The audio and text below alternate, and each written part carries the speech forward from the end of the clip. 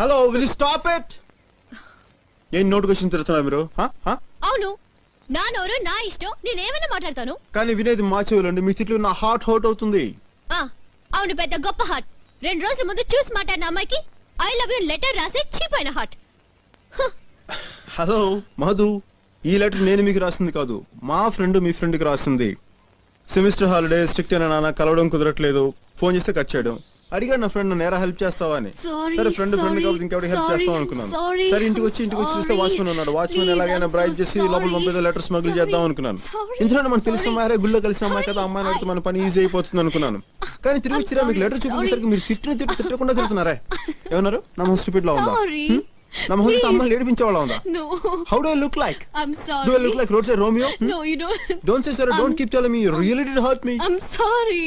Please. I'm sorry.